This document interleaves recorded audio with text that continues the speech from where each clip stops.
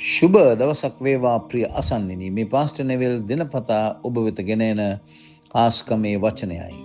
අද මේ මාසේ 9 වෙනිදා 2026 වර්ෂයේ ජේසුස් ක්‍රිස්තුස් වහන්සේගේ උතුම් වූ නාමයෙන් මම ඔබට පළමුව ආශිර්වාද ගෙන එනවා. ප්‍රිය ආදර දරුවනි, අද ජීවනයේ කෑම සුද්ධ යොහාන් 8 වෙනි පරිච්ඡේදයේ 31 සහ 32 අපි මෙනෙහි කරන්නට යනවා.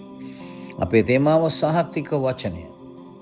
ඊයේ දවසේ කතා කරේ අපි මේ සත්‍යතාවය ගැන.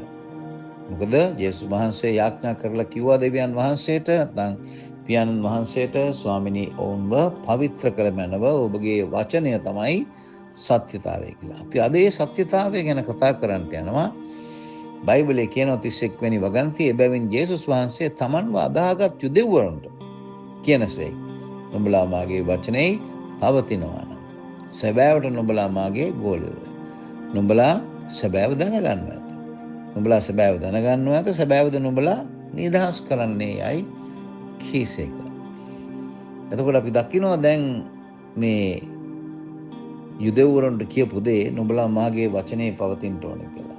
ඊ අපි කතා කරා වචනේ කියන්නේ සත්‍යතාවය කියලා. ඒ කියන්නේ ඔබ දැන් වචනය තුල පවතිනවා නම් ඒ කියන්නේ ඔබ සත්‍යතාවය තුල තමයි පවතින්නේ. එතකොට ඔබට සැබෑව දැනගන්න පුළුවන්. බයිබලයේ කියනවා සැබෑවට නුඹලා මාගේ ගෝලෙක්. එතකොට තමයි ගෝලෙක් වෙන්නේ.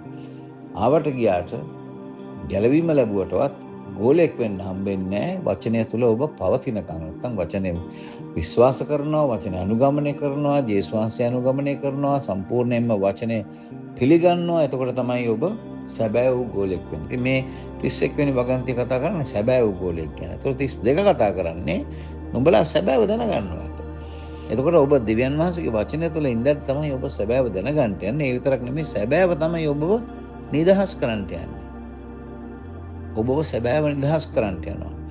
ජේසුස් ක්‍රිස්තුස් වහන්සේ හා සමග ගමන් කිරීමෙන්, ගැලවීම ගැන දැන ගැනීමෙන්, ගැලවීමට පැමිණීමෙන්, ජේසුස් වහන්සේ පිළිගැනීමෙන්, පාපය කියන එක, බිය කියන එක, මරණය කියන එකෙන් ඔබ ජයග්‍රහණය කරලා ඔබ ජේසුස් වහන්සේ තුල ජේසුස් වහන්සේව අනුගමනය කරගෙන වචනය තුල පවතිනකොට ප්‍රතිඵලය මොකක්ද ඔබට? ඔබට තියෙන ප්‍රතිඵලය තමයි ඔබ මේ හැම දෙයකින්ම නිදහස් වෙනවා. ඒකයි බයිබලයේ කිව්වේ සැබෑවට නුඹලා නිදහස් කරන්න. සැබෑව නුඹලා නිදහස් කරන්න.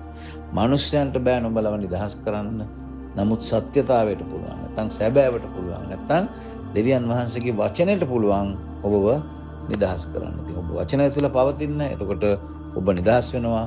දේව ආශිර්වාදයෙන් පිරි සුබ දවසක් වේවා.